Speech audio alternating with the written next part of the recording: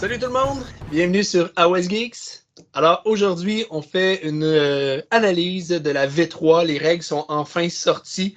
Tout le monde a pu prendre connaissance de ces nouvelles règles-là. Fait qu'on va en discuter, Alex, Yann et moi. Première petite mise en garde, on ne fera pas une analyse exhaustive, on ne passera pas le nouveau livre de règles page par page. Il y a d'autres chaînes qui ont déjà fait ça, dont French Wargame Studio qui a déjà fait une belle analyse qui est intéressante.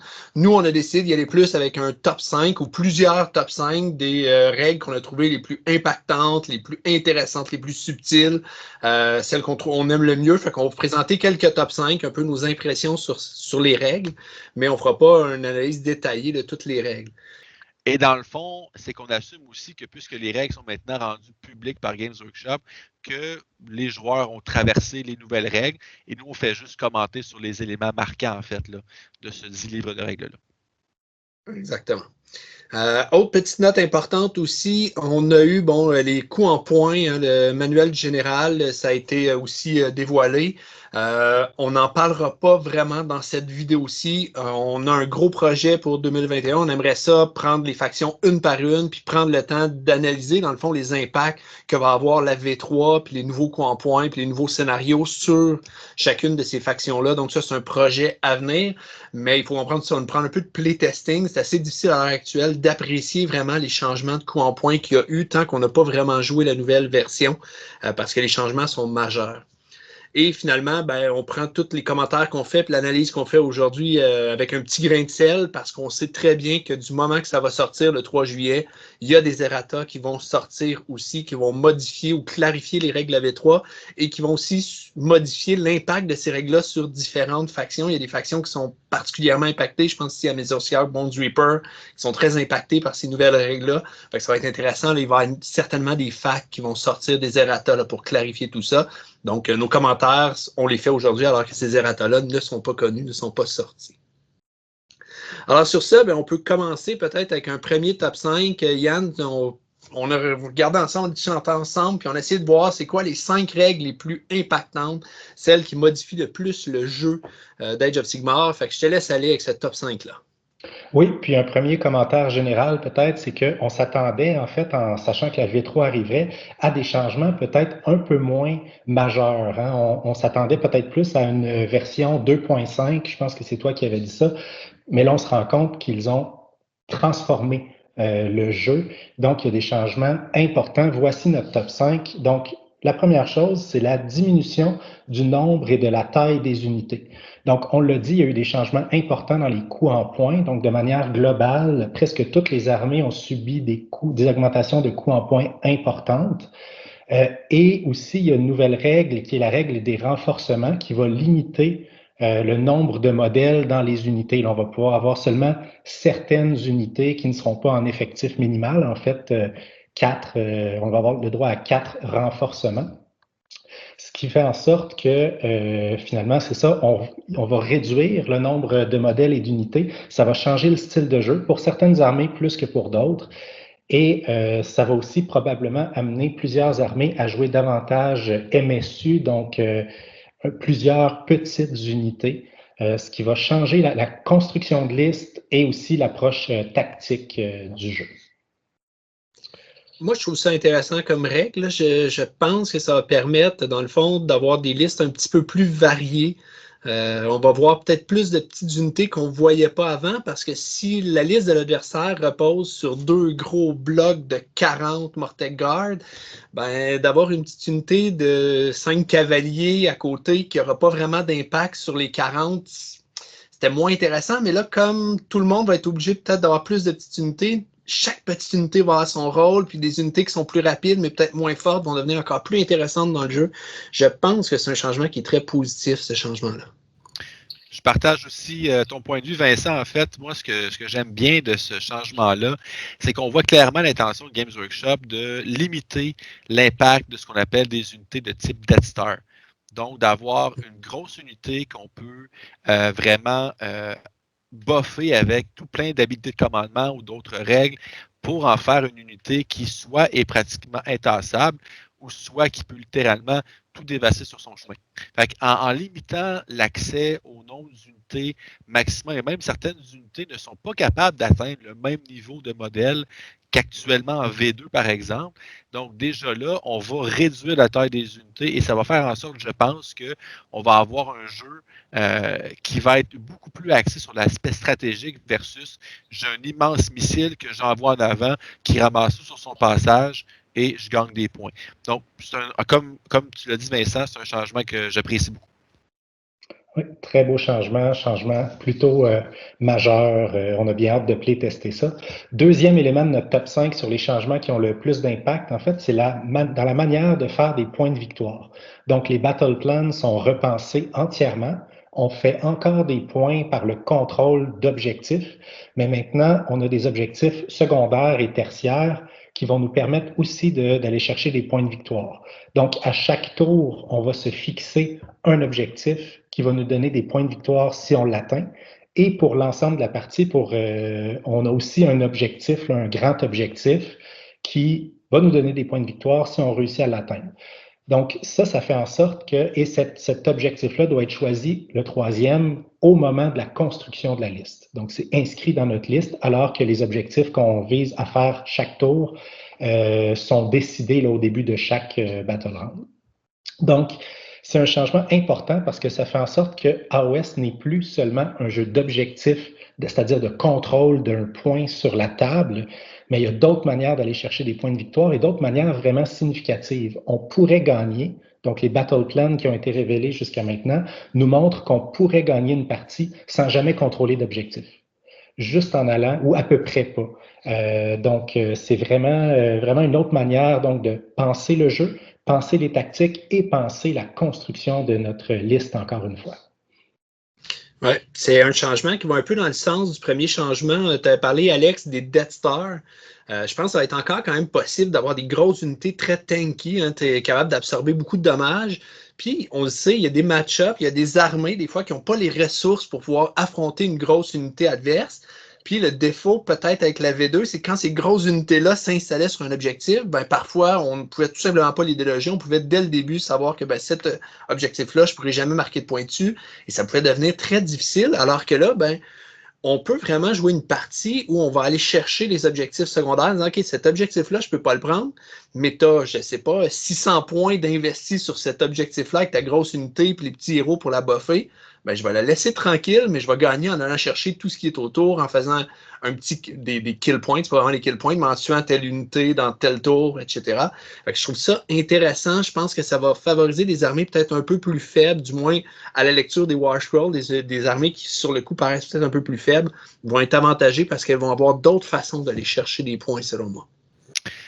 Ouais, puis je vais dans ton sens. Puis ceux qui ont déjà, en fait, écouté des vidéos sur la chaîne, puis qui ont suivi un peu l'événement du Grand Clash que j'organise, vous savez déjà, en fait, que j'utilisais déjà même en V2, un système de scoring qui n'est pas uniquement basé sur la capture d'objectifs, donc du battle plan en tant que tel. Fait que moi, d'aller chercher d'autres façons de faire des points autres que purement les objectifs, j'achète parce que, et je pense même que c'est de la façon dont Games Workshop ont présenté cet aspect-là, c'est de dire, ben, des fois, ça se peut que contre tel adversaire ou telle partie, ça va pas bien, je suis très désavantagé au niveau du scénario, ben, je peux quand même rester dans le match, rendre le match compétitif avec d'autres façons. Et c'est un peu ce qu'ils ont tenté de faire avec les objectifs auxiliaires du manuel général 2020, mais le rendu était juste pas au rendez-vous, sachant que c'était essentiellement un tiebreaker. Donc, qu'est-ce qui arrive si on est au niveau nul, au niveau des points d'objectif? C'est ce qui départage le gagnant du perdant. Alors que là, c'est vraiment, on marque des points qui vont s'ajouter à notre total pour la bataille. Donc, moi, je ne peux que saluer des changements qui viennent, encore une fois, ajouter une couche tactique, ajouter des options pour la victoire. Donc, moi, je trouve que c'est un changement qui est merveilleux. Puis, a priori, mais il faudra tester, on peut avoir l'impression que, vous l'avez dit, ça va rééquilibrer un peu les forces des armées ou donner des chances à certaines armées qui étaient classiquement un peu plus faibles en contrôle d'objectifs et ainsi de suite. Donc, ça, on a vu aussi peut-être un commentaire général. Games Workshop semble avoir, avec la V3, voulu rééquilibrer le jeu et, a priori, ça semble être, en tout cas, un bon pas dans cette direction-là. Le troisième point de notre top 5 des plus gros changements, c'est dans la génération et l'utilisation des points de commandement. Donc, on va générer davantage de points de commandement qu'en V1. Donc, à chaque battle round, le joueur qui joue en premier reçoit 1 point de commandement, le joueur qui joue en second reçoit 2 points de commandement. Si notre général est sur le champ de bataille aussi au début de chaque phase de héros, on reçoit 1 point de commandement et il y aura aussi d'autres manières de générer des points de commandement. Donc, on va se retrouver avec davantage de points de commandement et la manière de les utiliser change aussi. Donc, on a accès à davantage d'habiletés de commandement génériques et surtout, les champions d'unité peuvent utiliser des habiletés de commandement pour l'unité dans laquelle ils se trouvent. Et les portées aussi ont été un petit peu augmentées des habiletés de commandement. Les héros, c'est 12 pouces. Les champions et les totems, donc les unités qui ont des mots-clés de totem, pas les champions, mais les généraux et les unités qui ont des mots-clés totem, c'est 18 pouces. Donc vraiment, changement important qui comporte certaines subtilités aussi, dont Alex, tu pourras parler tout à l'heure. Oui. Écoute, ça, c'est merveilleux. Là. Moi, je suis un joueur aussi avec Bones Reaper, puis dans le fond, ils se sont inspirés de ce qu'ils ont fait avec les Bones Reaper. Hein, l'idée on génère à chaque round beaucoup de points de commandement qu'on peut dépenser, puis ça fait une armée qui est vraiment intéressante à jouer parce que tu as plusieurs décisions à prendre. Parce que tu as plusieurs points à dépenser, puis il y a des restrictions. Tu ne peux pas utiliser 2 fois la même habileté dans une phase. Tu ne peux pas donner 2 fois une habileté de commandement dans une phase à une même unité. Donc là, il y a des choix à faire. Moi, je trouve que c'est au niveau tactique, au niveau du joueur, ça va être tellement plus intéressant. C'était une ressource qui était intéressante, qui était le fun à jouer, les points de commandement, mais on en avait un nombre tellement limité dans certaines armées qu'il n'y avait aucun moyen d'en générer le plus, qu'on les gardait. On savait déjà au début de la partie pour lesquelles habiletés on allait les garder, alors que là, à chaque tour, il va falloir penser, bon, OK, j'en ai 3, 4, 5 à dépenser ce round-ci. Pourquoi je les dépense? Puis là, il va falloir s'adapter. Moi, je trouve que c'est peut-être un des plus gros changements à la V3, puis un des changements qui va être les plus le fun pour les joueurs. Ouais. Vous avez mis des excellents points, en fait, là, justement, l'aspect tactique dans ta répartition des points de commandement va être une autre facette clé, je pense, du jeu, parce que contrairement à ce que nous dit Games Workshop, c'est pas juste pour du all-out offense et all-out defense. Si on lit les articles sur Warhammer Community, on dirait que c'est les seules habiletés qui existent dans le jeu, alors que ce n'est pas du tout le cas. Mais je pense qu'au-delà de tout ça, ça amène d'autres choix, d'autres options. Par exemple, on génère à 2 moments dans une ronde de bataille parce que notre général nous en donne dans chacune des phases de héros. Donc ça, c'est un aspect qui est vraiment intéressant. Donc on peut planifier en conséquence de, bon, je sais que là, j'en ai telle quantité, à ma prochaine phase de héros, je vais en générer d'autres. Donc ça, il faut vraiment garder ça en tête. Oui, on en génère au début de la ronde de bataille selon qui est premier, qui est deuxième. Donc, subtilité intéressante du fait que le joueur en deuxième génère plus de points de commandement. Mais aussi, l'autre aspect qui est peut-être un peu, je dirais, peut-être moins compris ou moins vu, c'est que ça vient un peu changer la donne sur l'importance du général. Parce que oui, bon, c'est correct, on avait le général qui avait une portée plus longue en V2 des habiletés de commandement, mais c'est à peu près tout ce que le général apportait de plus. Oui, il y a un trait de commandement, ça va de soi, c'est encore le cas. Mais là, soudainement, avoir un général qui est très, très agressif, un général de combat, c'est que là, soudainement, on s'ouvre à la porte. OK, là, si on le perd tôt dans la partie, je perds essentiellement 2 points de commandement par ronde. Donc, ça, c'est quand même pas rien. Donc, personnellement, moi, quand j'ai vu ça, OK, donc, juste le choix du général, parce que des fois, on n'a pas le choix pour avoir telle unité en ligne, par exemple, pour avoir une armée qu'on veut se bâtir, mais des fois, entre choisir tel ou tel général, peut-être que je vais en prendre un qui va être moins offensif, qui va moins s'exposer à se faire blesser rapidement dans la partie. Fait que c'est une subtilité, je pense, qui est intéressante, qui peut impacter le choix du général dans l'armée qu'on va faire. Oui, puis ça rend encore plus fort des habiletés des personnages nommés comme Alariel ou Moratti qui sont générales en plus de l'autre général qu'on choisit. Comme ça, l'adversaire doit tuer 2 généraux pour qu'on cesse de produire, de générer les points de commandement. Donc, c'est vraiment intéressant de ce côté-là. Donc, le 4e point de notre top 5 des plus gros changements, c'est la réduction de la taille de la table et le déploiement qui est plutôt à 9 pouces, du moins pour les scénarios qui ont été dévoilés, déploiement à 9 pouces de la zone adverse plutôt que le 12 pouces qui était dans la plupart des scénarios le standard en V2. Réduction de la table, à titre de rappel, avant on jouait sur du 4 par 6, donc du 48 pouces par 72 pouces. La table est ramenée à 44 pouces par 60 pouces, donc on perd un 4 pouces là, en largeur et un 12 pouces en longueur. Donc c'est quand même significatif et surtout, on se déploie. Donc, on est à 18 pouces de l'adversaire plutôt qu'à 24. En tant que joueur Beast Claw Raiders, c'est de la musique à mes oreilles. Ce genre de déploiement-là, j'adore quand on se déploie à 18 pouces parce que pour moi, c'est une charge tour 1 assurée, à moins que l'autre se déploie vraiment en fond de territoire. Donc, c'est vraiment... Il utilise ses points de commandement pour bouger de D6 pouces. Absolument.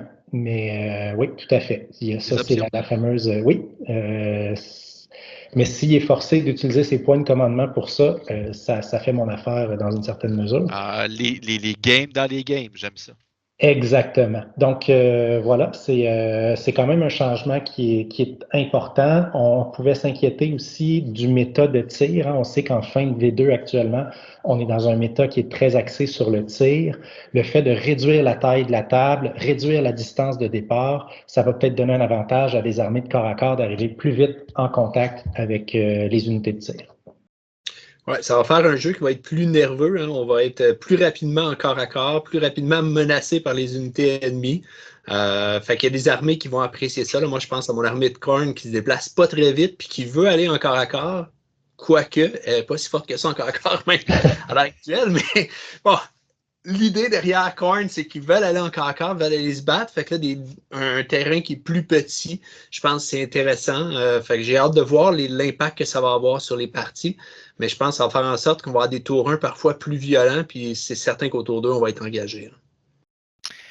Ouais, il y a deux écoles de pensée hein, sur la plus petite table, certaines. Puis Yann, je pense qu'en fait, je partage ton opinion, à savoir qu'une plus petite table, surtout avec des déploiements qui semblent être plus proches, va favoriser grandement des armées de corps à corps. Certains disent toutefois qu'avec une table plus petite, ça fait en sorte qu'on peut moins se cacher facilement du tir adverse. On verra qui aura raison dans quelques mois, peut-être, qu'on aura un peu de partie sous la cravate.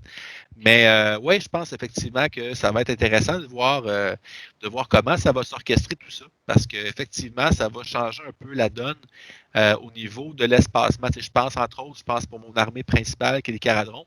Enlever justement de l'espace de table, ben, c'est de l'espace que je ne peux pas atterrir avec des vaisseaux en vol en altitude. Fait que ça vient vraiment faire mal à cette habilité-là.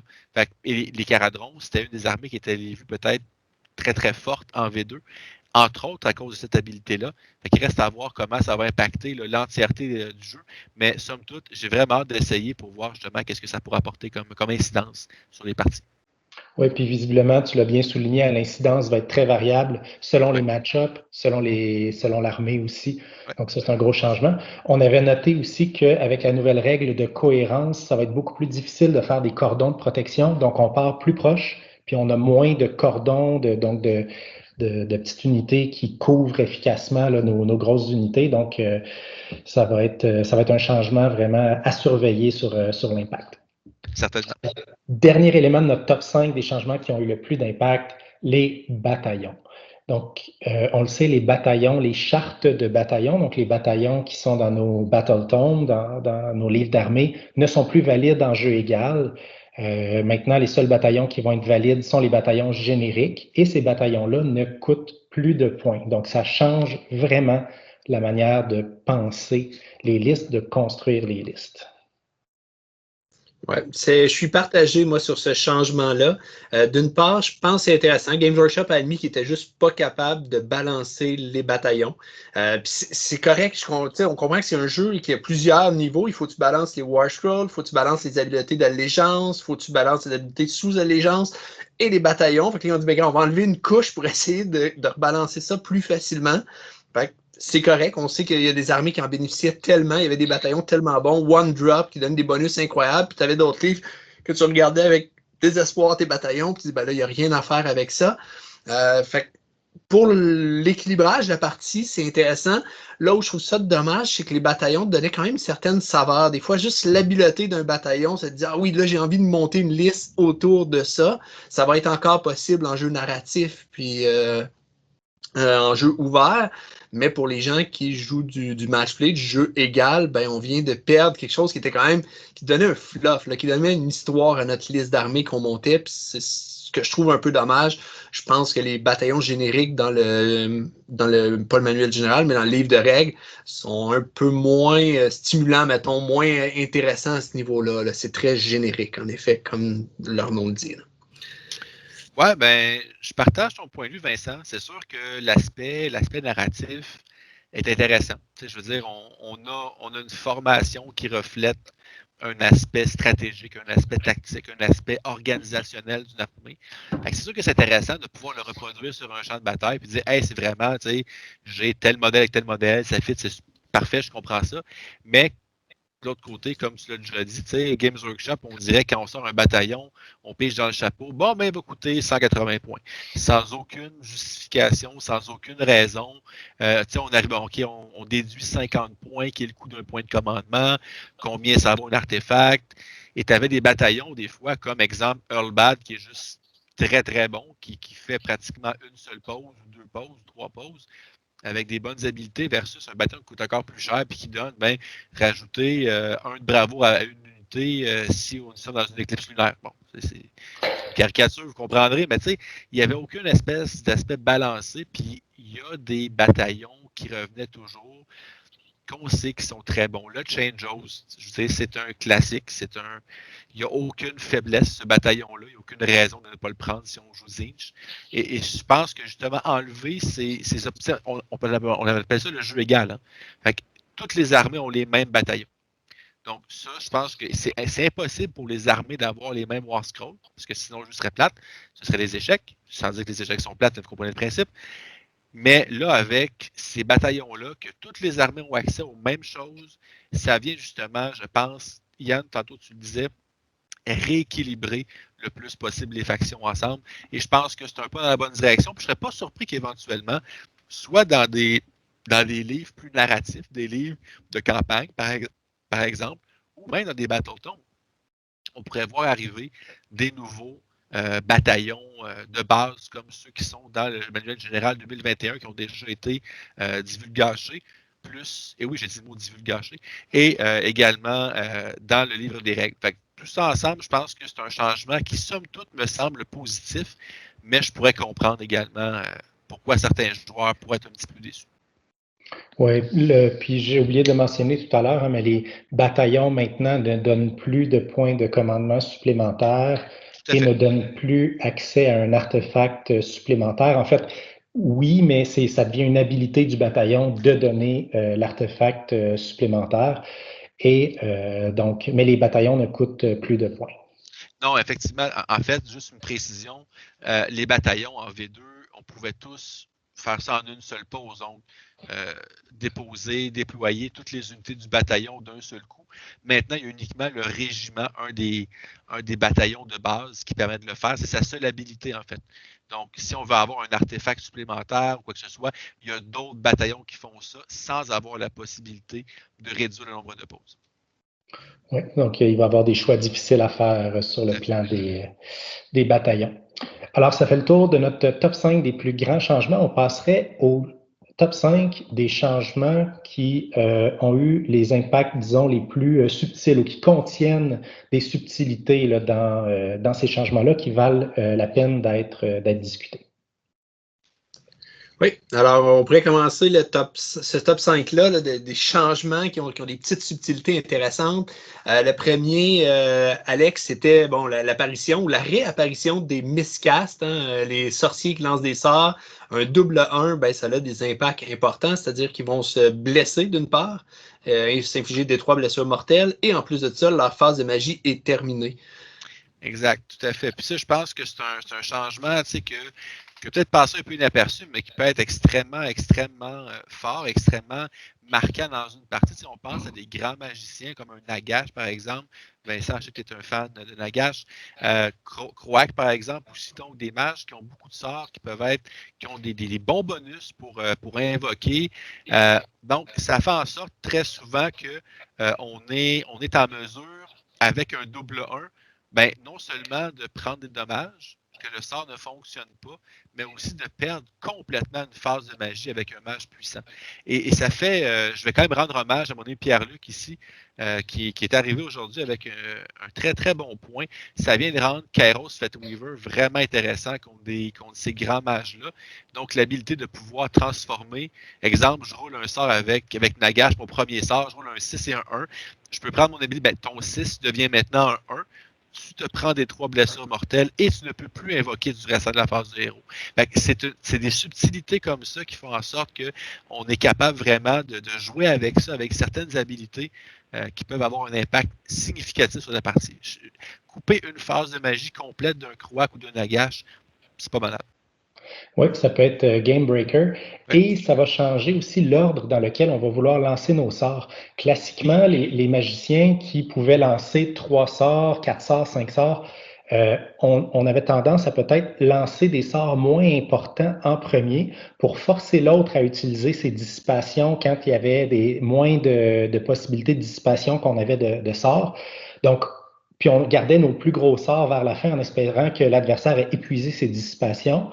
Là, on prend un risque parce que si on garde notre meilleur sort pour le lancer en 5e, puis qu'on lance un double 1 avant, c'est fini. Donc là, notre Mind Razor, ben, on le lance en premier, on ne le lance plus en dernier. Donc, ça change un peu là, la planification de la phase de magie. Moi, ce que j'ai noté, c'est qu'au niveau du fluff, de l'histoire, ben, c'est intéressant, ça reflète dans le fond le danger qu'il y a à manipuler la magie. Fait que même les plus grands magiciens, parfois, ben, ils vont rater leur sort, ça fizzle, puis ils vont se prendre des dommages. Donc ça, c'est intéressant. Et ce qui est moins intéressant, c'est que Teclis est encore le grand gagnant de ce changement-là parce que lui, il lance ses sorts automatiquement. Fait il ne sera pas impacté par cette règle-là, comme s'il avait besoin d'un petit ajout de plus, d'un petit bonus de plus. Ici, c'est un bonus, mais par comparaison aux autres sorciers qui se prennent tous ce malus-là. Donc, bon, ben, on le sait, les elfes de la lumière sont les favoris de Games Workshop et ça se reflète encore. Tout à fait. Fact. Ensuite, deuxième changement qui a des impacts quand même subtils. Le changement lui-même est assez gros, mais il y a plein de subtilités avec ce changement-là. C'est qu'on a limité les bonus et les malus pour jet de toucher blessé à +1 ou -1. Et aux sauvegardes d'armure, on a limité le bonus à +1. Ouais, puis ça, dans le fond, ça reste. Il faut comprendre en fait la mécanique. Puis dès qu'on a vu ces règles-là, ça a été discussion parmi nous. Également avec un auditeur qu'on salue, Tim, bonjour, donc qui a participé à la discussion avec nous aussi, qui en a des points. Puis on se demandait, est-ce que ça veut dire que je peux jamais avoir de bonus qui va dépasser un, par exemple, j'ai Mystic Shield, j'ai le couvert, j'ai également, par exemple, un point de commandement pour All Out Defense, ça me donnerait +3. Est-ce que dans le fond, il y a 2 habilités qui sont superflues ou en fait, ces habilités-là viennent enlever le rend. Et comme ça a été expliqué, dans les règles aussi, mais c'est vraiment, il faut faire deux pools, pour prendre une expression anglophone, de plus et de moins. Donc, c'est-à-dire, si on a par exemple 3 habilités qui confèrent un +1 de sauvegarde et qu'on a aucun rend, ben, on est limité à avoir +1 de sauvegarde. Donc, nos 2 habilités qui donnent +1 de plus sont perdues, ne servent à rien. Par contre, si on a +3 pour la sauvegarde et 1 de rend, ben maintenant, le 1 de rend va annuler un de nos sauvegardes et on va quand même avoir un bonus de +1. Et lorsqu'on a 3 bonus et qu'on a 2 de rend, ben on a tout de même notre +1 de sauvegarde. Donc, essentiellement, les bonus de sauvegarde viennent annuler potentiellement du rend et donner jusqu'à +1 une sauvegarde d'armure. Donc, pour ceux qui disent que ben, ça sert à quoi de mettre Mystic Shield, de mettre All Out Defense, d'être à couvert, ben, ça sert essentiellement à enlever du rend. Ça sert à ça. Fait que c'est une petite subtilité qu'il faut comprendre comment ça fonctionne. Fait que si on sait que notre unité risque de se faire attaquer par une unité qui possède du rend, ben, c'est peut-être pas une mauvaise idée de dire, bon, je la mets à couvert, je vais faire un Mystic Shield dessus pour justement mitiger l'impact de la perforation des attaques sur notre unité. Et c'est là qu'on voit que le Battletome Soul Blight a été pensé en fonction de cette règle-là, parce qu'ils ont plusieurs habilités qui servent à faire du debuff, à nuire à l'adversaire, mais ces habilités-là, on voit qu'elles sont complémentaires. On peut donner -1 to hit, -1 to wound, ainsi de suite.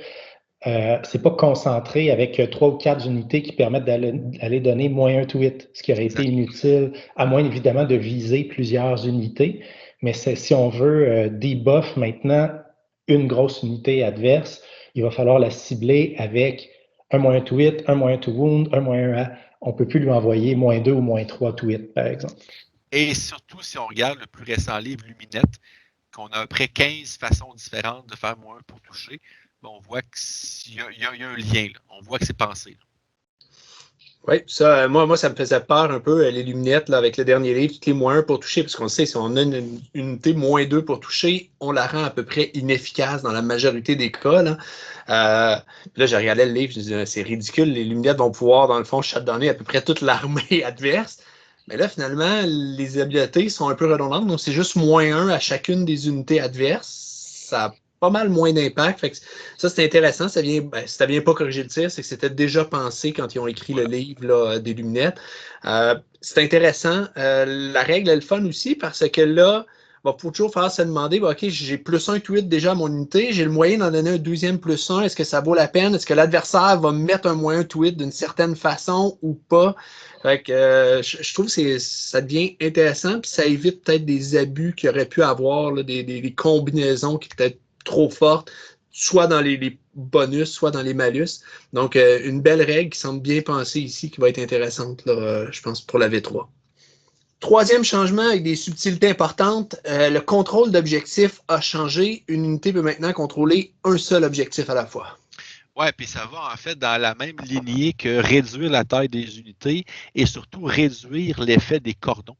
Parce que oui, typiquement, l'effet d'un cordon, ce qu'on veut faire, c'est protéger des unités, mais aussi avec une unité qui peut s'allonger sur une grande ligne.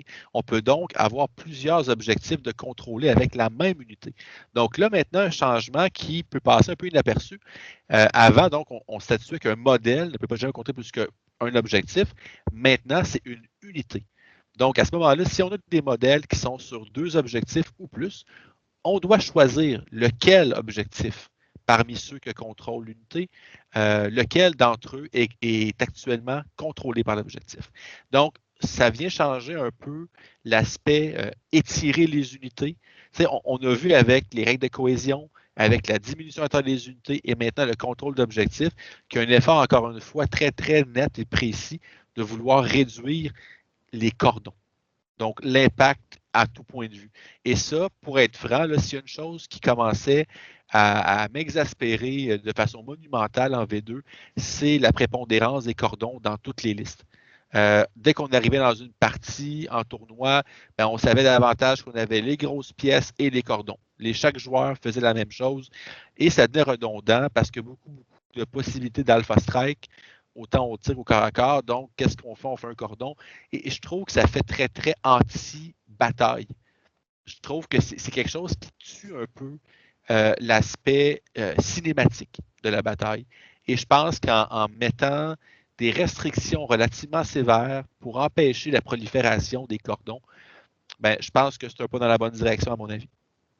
Je partage tout à fait ton avis, Alex.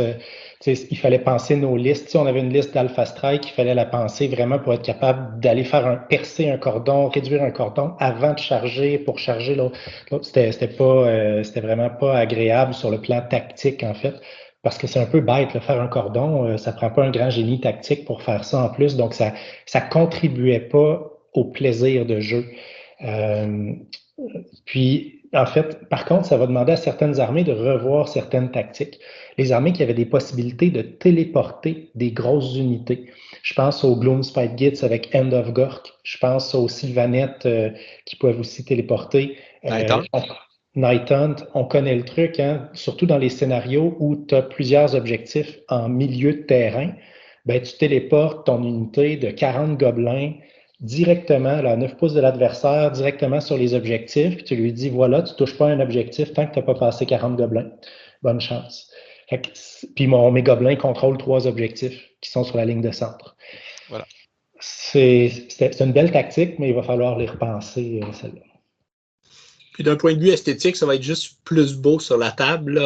On n'étirera pas nos unités pour aller chercher 3-4 objectifs différents.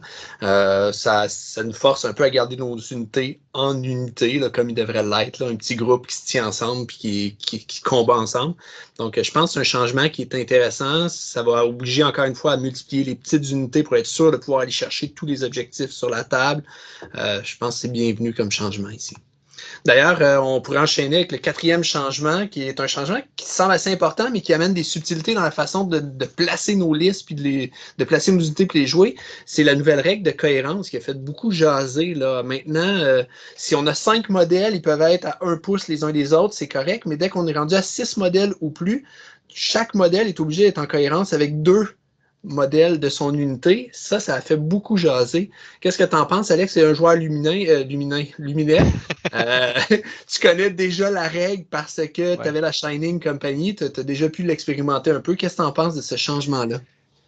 Je pense que ça va agir de façon différente sur différents joueurs. T'sais, moi, personnellement, je joue déjà avec des principes MSU. Je regarde mes luminins, justement, et j'ai aucune unité. Si j'avais ma liste actuellement en V2, je n'ai aucune unité qui serait renforcée. Caradron, très, très peu aussi. Donc, moi, j'adhère à ces principes-là. Fait que moi, dans mon style de jeu, je ne serais pas tant affecté que ça. Ceci dit, c'est sûr que pour des grandes unités, moi, ma crainte, et je comprends très bien ce qu'ils veulent faire. Ils veulent encore une fois limiter l'impact des cordons le plus possible, surtout avec des bases de plus de 25 mm. Mais essentiellement, ce que j'ai hâte de voir, c'est à quel point ça va retarder le jeu au niveau des pile-in. Et c'est quelque part, je trouve ça dommage. Et je pense que Yann, corrige-moi si je me trompe, on avait parlé dans le dernier épisode sur Kragnos qu'on avait fait.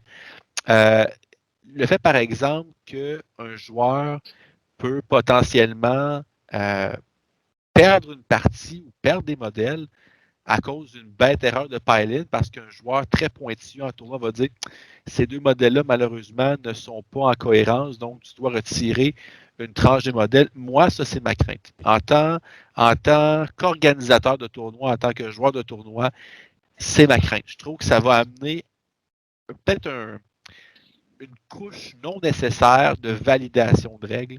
Et ça me fait peur. Je comprends l'idée. Je comprends l'idée de vouloir limiter l'impact des cordons, mais je crains l'effet pervers. Je pense qu'il va falloir que les joueurs soient, disons, un peu gentils avec leur adversaire, compréhensifs. Oui, bon joueur. Là, 1 pouce et 1/16e, là, c'est des fois dans le placement des pièces, parce que sinon, on va perdre un temps fou à déplacer nos unités, en particulier nos grosses unités. Là, moi, je suis un joueur Gloom Spike Gitz. Je peux jouer des blocs de 40 gobelins. Là. Fait que les déplacer pour être sûr qu'ils sont tous à 2 pouces, ça va bien se faire, là, mais tu ne veux pas en oublier à quelque part. Fait que si tu joues contre un joueur hyper pointilleux qui va te demander de tout mesurer, ça va être long. Donc, je pense qu'il va falloir s'en permettre un peu de ce côté-là. Tu l'as dit aussi, ça va avoir un gros changement sur certaines armées, beaucoup plus que sur d'autres. En tant que joueur Ogre, on connaissait le truc, hein, on jouait des packs de 12 Gluttons, on avait un gros rabais qu'on a perdu d'ailleurs dans les changements des coups en points. Pour en jouer 12, ben, c'est fini, 12. Ils ont 1 pouce de portée, ils sont sur des bases de 40 mm. C'est fini de les jouer en groupe de 12. De toute façon, le maximum reste 9 à cause du renforcement d'unité de ligne qui passe de 3 à 9 dans le fond. Ils ont changé la taille minimale de l'unité, elle passerait à 6. Oh, d'accord, ben, je n'ai pas vu cette information. Oui, donc, ce qui est complètement inutile parce que tu ne vas jamais vouloir la renforcer à 12, mais en même temps, ça fait que tu en as 6 sans avoir à payer un renforcement. Et je peux me permettre, c'est peut-être un peu un genre de cadeau empoisonné, en fait, parce que tu n'as pas l'option d'en avoir 3, donc d'être soumis à la règle de 1 pouce de cohérence. Tu n'as pas le choix, tu dois en avoir 6, donc tu es soumis à la règle de 2 pouces, de 1 pouce avec 2 modèles de cohérence. Fait que je trouve que c'est un genre de cadeau empoisonné, en fait, si c'est le cas. Oui, puis dans la construction de liste aussi, tu dois en payer 6. Fait que des fois, il nous reste un 120 points de Ouais, libre. On aurait voulu mettre 3, puis bon, ça c'est ouais, dommage. Mais l'autre élément aussi, par contre, c'est que quand tu en as 6, dès que tu en perds un, tu n'es plus soumis à cette règle de exact. cohérence-là. Donc, ça c'est une. Mais ça fait en sorte que pour l'infanterie monstrueuse, la portée des attaques devient hyper importante. Donc, nos Kurnoth Hunters, par exemple, avec des faux qui ont 2 pouces de portée, qui font un peu moins de dommages statistiquement que ceux avec des épées qui ont eux, 1 pouce de portée, bien, soudainement, ils deviennent plus intéressants à jouer en groupe de 6. Absolument.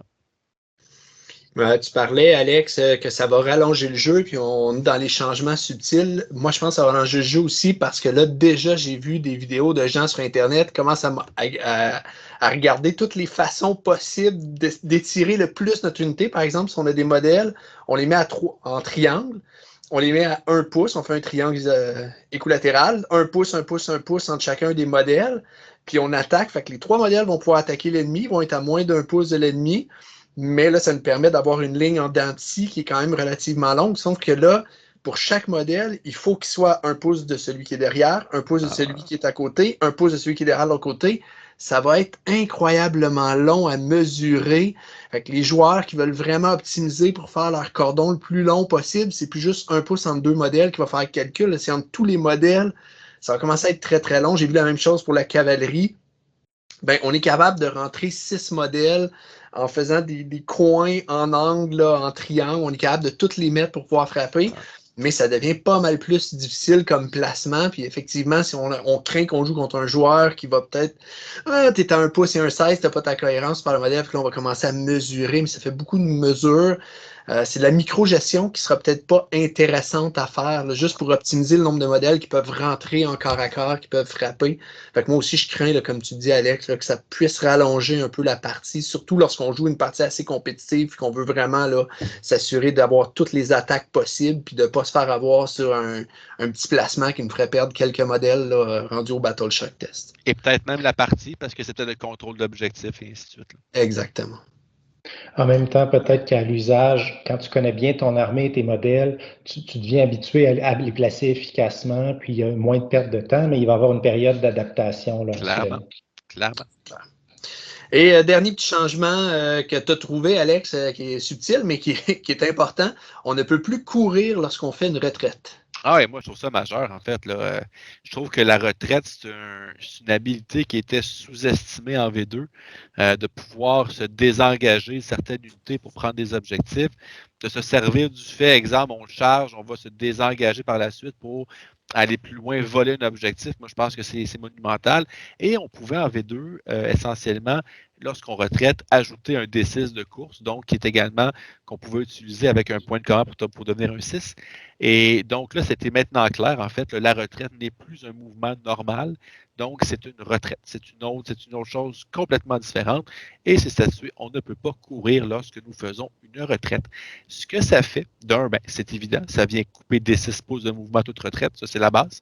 Mais aussi, c'est qu'on commence à avoir, si on regarde des unités, par exemple, qui ont un mouvement relativement faible, un 4 pouces, par exemple, de mouvement, ça devient pratiquement impossible de retraiter parce qu'on doit finir à plus de 3 pouces d'une unité adverse lorsqu'on retraite. Donc, il suffit qu'une unité qui n'est pas très mobile, qu'on ait le moindrement, qu'on entoure le moindrement une figurine, et l'unité ne pourra plus retraiter, ne pourra plus fuir, parce qu'on ne sera pas capable de déplacer les figurines à plus de 3 pouces d'une unité adverse. Fait que ça, justement, c'est quelque chose à tenir compte. Donc, de quand on va faire c'est pour ajouter une autre couche au pilot, parce qu'on n'en a clairement pas assez avec la cohérence, mais de pouvoir être capable de nier, en fait, d'enlever la possibilité de l'adversaire de faire une retraite. Donc, je pense que c'est une strat qui est subtile, mais qui, pour moi, qui adore utiliser la retraite pour prendre des objectifs, c'est quelque chose qui est fortement à considérer. Je me permets une petite parenthèse sur le pile-in parce qu'on vient d'en parler, on l'a mentionné aussi quand on a parlé de la cohérence. Il y a eu un changement quand même positif de ce côté-là. Hein. Maintenant, on doit faire le mouvement d'engagement vers l'unité la plus près et non vers le modèle le plus près. Donc, ça va donner plus de latitude au mouvement. Là. Très bon changement, tout à fait. Ça aurait été impossible de garder le modèle le plus proche avec les règles de cohérence. Ça aurait été impossible, tout simplement. Tout à fait. Puis pour la course qu'on peut plus faire en faisant un mouvement de repli, Ça va avoir un impact aussi sur les unités très mobiles qui volent. Je pense à Moratti, par exemple, qui peut avoir dans une certaine sous-allégeance là, le repli et charge. On connaît le truc, hein, on chargeait le cordon ou une unité, puis au tour d'après, repli par-dessus pour aller chercher une unité à l'arrière qui était cachée. Là, on perd un peu de distance, donc ce genre de mouvement-là va être un peu moins efficace. Moi, ce que j'aime, c'est que ça vient donner ici encore plus de poids aux unités qui sont mobiles. Parce que, comme tu l'as bien dit, Alex, des unités qui ont 4 ou 5 pouces de mouvement, l'adversaire, moindrement que les encercles, va être capable d'empêcher l'unité de retraiter. Alors, les unités qui sont plus mobiles, mais qui peut-être parfois cognent un peu moins fort, par exemple, certaines cavaleries qui ont un petit peu de misère dans le jeu, parce qu'elles sont mobiles, mais cognent moins fort que la plupart des infanteries d'élite, ou les infanteries impactantes, ben, elles viennent de gagner un plus intéressant parce qu'elles vont toujours être capables de retraiter. Là. Une cavalerie à 10 pouces, ça va être difficile de l'encercler pour pas qu'elle fasse son mouvement de repli. Elle n'a pas besoin de courir. Fait que je trouve ça intéressant, un peu comme on l'avait mentionné avant, mais c'est un jeu de mouvement OS, puis je pense que ça va nous permettre de redevenir un jeu de mouvement où on va pouvoir favoriser. L'important, c'est plus juste de cogner fort, ça va être capable de se déplacer. Donc, je trouve que c'est un changement qui va dans la bonne direction. On passerait maintenant à notre dernier top 5, qui est le top 5 des changements les plus positifs ou ceux qu'on pense qui vont davantage améliorer l'expérience de jeu. Oui, alors c'est moi qui vais le présenter, ce top 5-là. Pour terminer, on a gardé le positif pour la fin, ce qui nous a fait triper. Et le meilleur animateur pour la fin aussi, il faut le dire. Oui, c'est clair. J'étais pas sur la dernière vidéo, fait que vous m'avez laissé celle-là. Je suis bien gentil. C'est bien gentil. Alors, le premier changement, c'est que maintenant, le jeu va être plus réactif parce qu'on a la possibilité de faire des actions pendant le tour de l'autre. Ça va rendre le jeu pas mal plus dynamique, plus interactif. Je pense par exemple, moi, une habileté que j'adore, l'habileté du redéploiement. L'adversaire bouge et on va pouvoir prendre une de nos unités, lui faire des 6 pouces pour la sortir ou pour l'approcher d'un objectif ou pour empêcher une charge ou replacer un cordon. Je vois plein d'applications intéressantes. C'est un exemple d'habileté, je trouve le fun parce que les parties traditionnellement, bon, j'ai joué beaucoup avec Yann notamment, quand c'est son tour, je m'assois, puis des fois je lis un peu le manuel le temps que lui il déplace ses unités, puis il fait un peu la même chose lui aussi à un moment donné, bon, il lit ses livres, tout ça, où il attend un peu, il me regarde faire, mais c'est long. Mais là, il va me regarder déplacer, puis pendant que je déplace, il sait là, qu'il y a une carte à jouer. Là. Il peut déplacer une de ses unités. Pendant ma phase de héros, il peut utiliser des habiletés, des actions héroïques. Il y a plus de réactions. Je pense que le jeu, ça va le rendre plus stimulant. On va avoir moins des longues périodes d'attente. Super beau changement ici.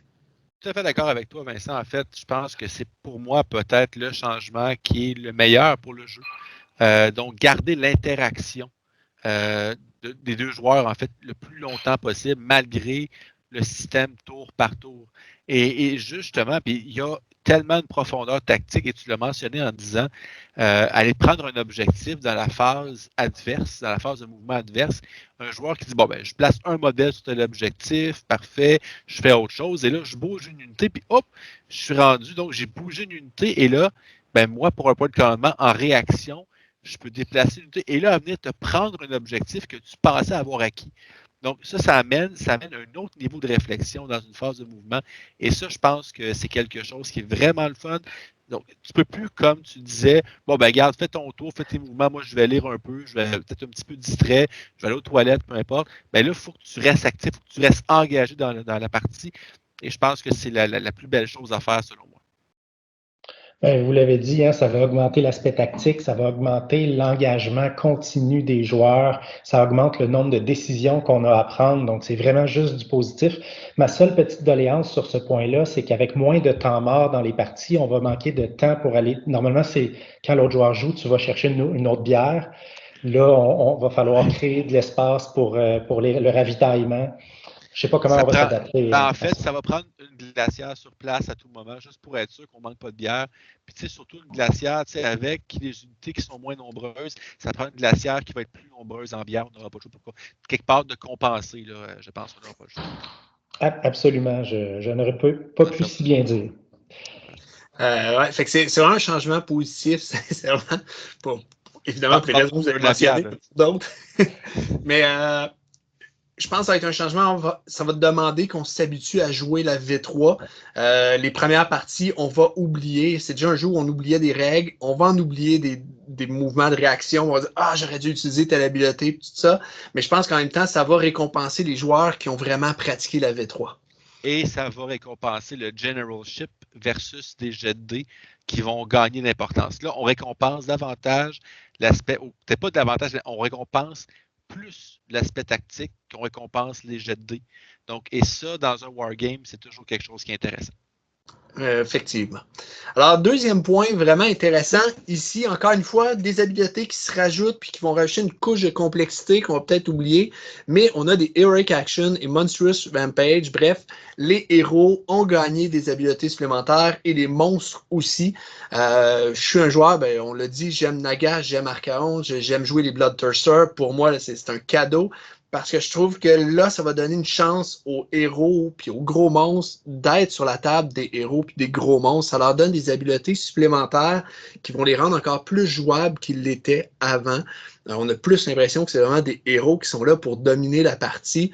Fait que ça va changer la construction des listes. Je pense qu'il y a des héros qu'on ne voyait pas, qu'on va voir davantage, qui vont devenir soudainement plus intéressants. Souvent, le rôle du héros, c'était les petits héros, du moins, ils faisaient juste buffer les unités, mais ils ne servaient pas vraiment en soi. Ils étaient là pour améliorer leurs unités. Là, on va peut-être leur trouver des fonctions additionnelles là, parce qu'ils ont accès à des actions héroïques. Je trouve que c'est un changement dans la bonne direction. Ça va dans l'histoire d'AOS. Quand on lit les livres, on voit que les héros ont un impact majeur sur les batailles. C'était une façon de rendre ça. Ouais, puis je vais aller même d'un, tout à fait. Je veux dire, rendre les monstres plus monstrueux, les héros plus héroïques dans un jeu de high fantasy, comme on dit, là. Je pense que c'est tout naturel. Je veux dire, ça fait tout le sens du monde. On lit souvent dans les livres narratifs comme quoi un monstre est venu tout chambouler, puis sur le champ de bataille, je fais une blessure mortelle. Fait que, tu sais, là, on va avoir vraiment des impacts qui sont un petit peu plus forts. Et je vais pousser une autre couche en disant, au-delà de ça, on a aussi des bataillons qui sont plus spécifiques avec des monstres, par exemple, qui donnent encore des habiletés. Je pense à celui qui a été divulgaché. Oui, deuxième divulgaché de la vidéo, qui parle justement, je pense que c'est le Alpha Strike Pack ou le Alpha Pack, peu importe, là, que ces 2 ou 3 monstres peuvent faire des 6 pouces de mouvement avant la première ronde de bataille. Donc, déjà, Yann, qui adore le fait que la distance entre les territoires est plus petite pour ces Beastler Raiders, Beastler Raiders, c'est des gros monstres, à ce qui paraît. Donc, ça va donner un autre avantage, en fait, de jouer ces monstres-là dans ce bataillon-là. Fait que je trouve que vraiment, les joueurs qui aiment les grosses pièces, qui aiment les héros monstrueux, effectivement, je pense qu'ils vont être très satisfaits de ces nouvelles règles-là. Voyez-vous mon sourire de Frostlord? Maintenant que tu n'as pas de masque, oui, je peux voir ton sourire. C'est certain que pour les Beastcar Raiders, ces règles-là, autant le bataillon que le Monstrous Rampage, le Heroic Action, c'est du bonbon, là, ça, certainement. En même temps, ce que j'aime, c'est que ces habiletés-là ne sont pas complètement cassées, dans le sens que elles sont bonnes, elles sont dans la plupart des cas circonstancielles. C'est un beau petit plus, mais ça ne va pas changer la partie, ça ne va pas faire en sorte que ça va devenir un jeu de monstres héros, puis celui qui a le plus gros monstre héros gagne. Les troupes de base qui n'ont pas accès à ces habiletés-là vont continuer à avoir un rôle vraiment important. Et il faut aussi garder en tête que, de façon appropriée, les monstres et les héros sur des monstres ont tous augmenté en points de façon significative aussi. Donc, c'est sûr qu'il y a un prix à payer pour avoir ce type de modèle-là, mais en même temps, je pense que ça vaut la peine, en tout cas, comme ça, là, sans avoir testé, là, je pense que c'est un bel ajout qui vient justifier la hausse de ces points-là. Absolument. Il y a une habileté en particulier, je trouve quand même, j'ai dit qu'elle n'était pas cassée. Il y en a une qui est particulièrement forte, mais elle est une fois par bataille. C'est celle qui donne +1 au jet de touche et +1 de sauvegarde.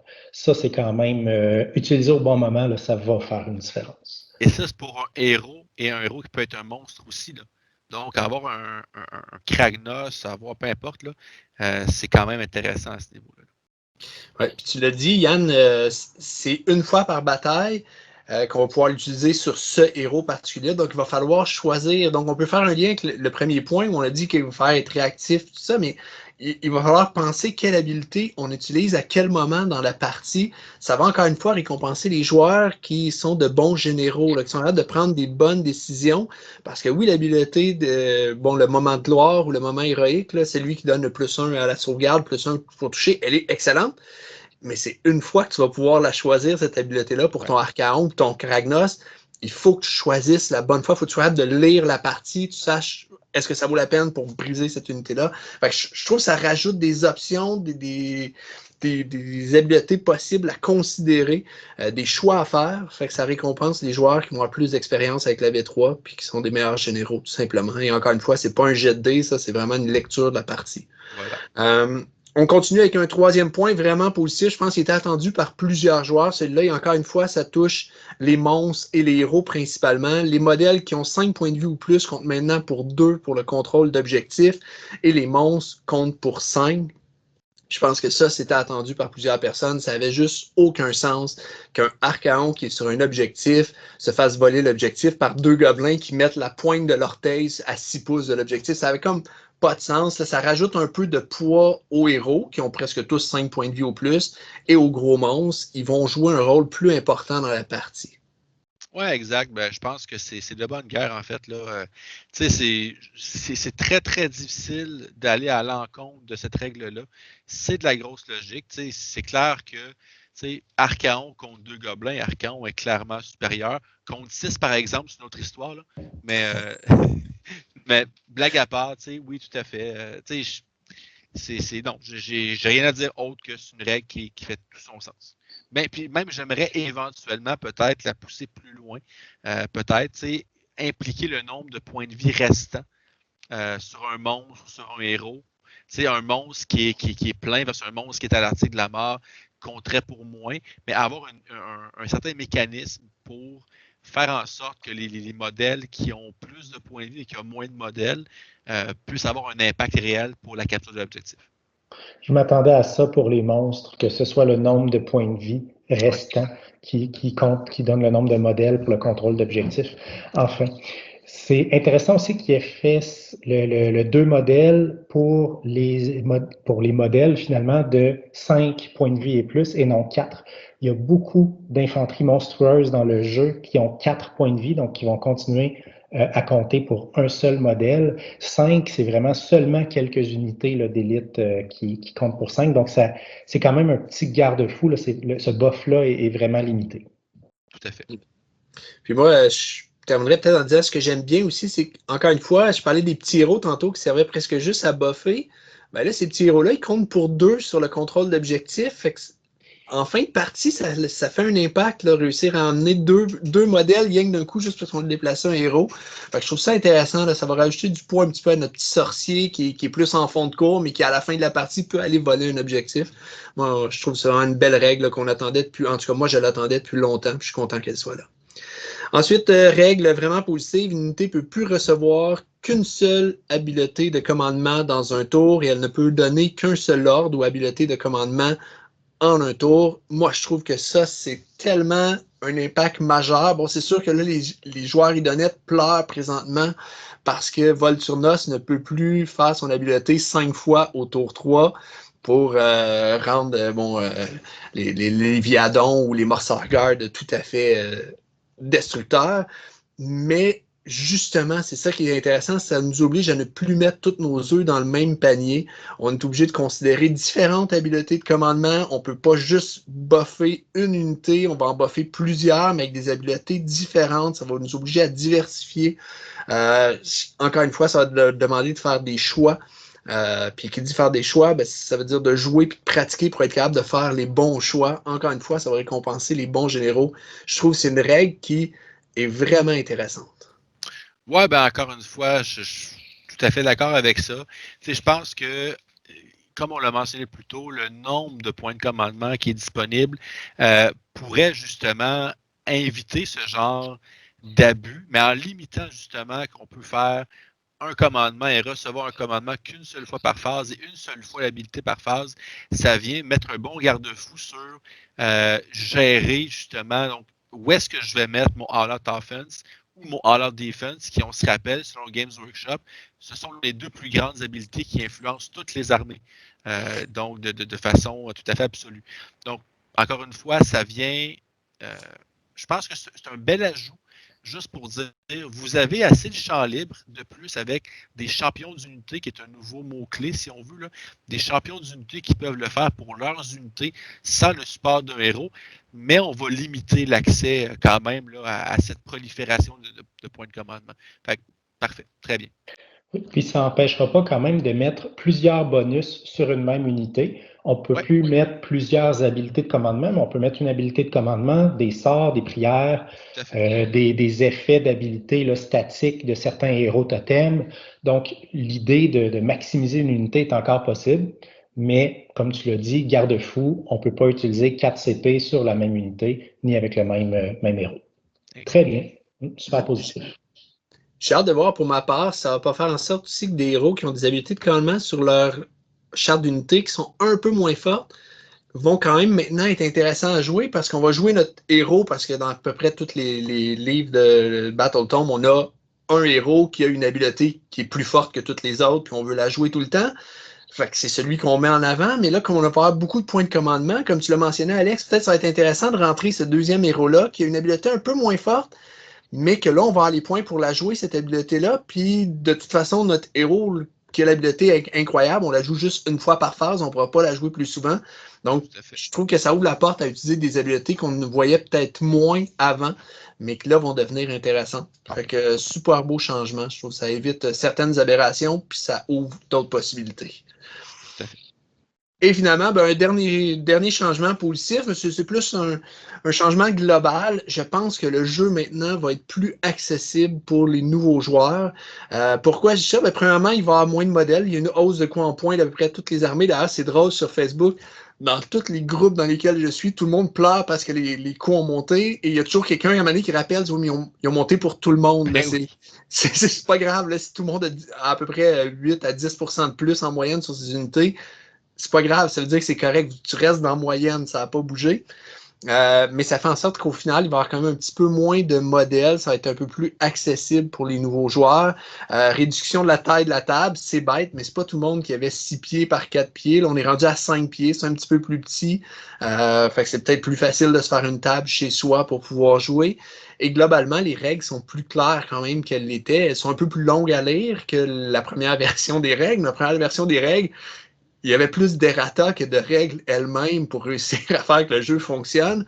Là, le livre se tient bien, ils ont clarifié plusieurs choses. Il y a encore des besoins d'errata, on le sait, on en a discuté ensemble de plein de petites règles. On dit, ça, il va y avoir une fax. Probablement ça qu'ils veulent dire, mais ça va être à clarifier. Mais globalement, je trouve que ça va être plus facile pour le nouveau joueur de commencer, même si le jeu est un peu plus complexe, il est beaucoup plus clair.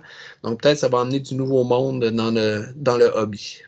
Ouais, clairement. Puis tu sais, je me rappelle en fait, là, un point. Moi, j'ai connu et j'ai joué longtemps, comme vous, un peu les gars, à Warhammer Fantasy Battle. Puis j'ai initié beaucoup de gens à Fantasy. Puis un des points qui était toujours un peu un genre de turn-off, c'est de dire hey cool, je capote sur les Great Swords de l'Empire, je me suis acheté une boîte, c'est super, maintenant je fais quoi?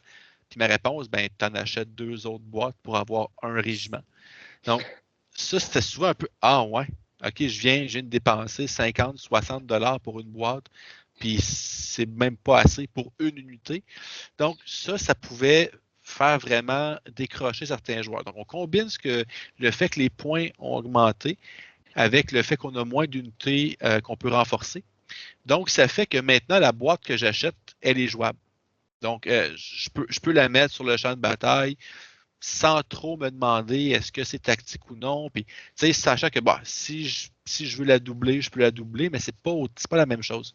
Donc, je pense que ces règles-là ensemble vont faire en sorte que, oui, le jeu sera probablement plus accessible. Et surtout que les unités que je vais acheter vont me rapprocher plus rapidement du 2000 points ou du 1000 points, peu importe le format que vous jouez. Il y a eu une complexification du jeu si on compare avec les règles de la V1, mais cette complexification-là, comme tu le dis, Alex, n'est pas allée avec est pas rébarbative, en fait. Le jeu est encore très accessible. Donc, on voit que Games Workshop ne veut pas tomber dans le piège de Warhammer Fantasy Battle où, à chaque édition, là, moi, j'ai commencé avec la 4e édition de Warhammer Fantasy Battle, bien, à chaque édition, il y avait des règles de plus qui s'ajoutaient, puis le manuel, le livre de règles augmentait. Puis, à un moment donné, c'était rendu là, que je me disais, à la V8, je me suis dit, ben, un nouveau joueur qui veut commencer à jouer à ce jeu-là, écoute, c'est du contenu, c'est beaucoup de règles à s'approprier puis à lire. Là, c'est complètement rébarbatif. On n'en est pas là avec la V3, au contraire. Non, exact.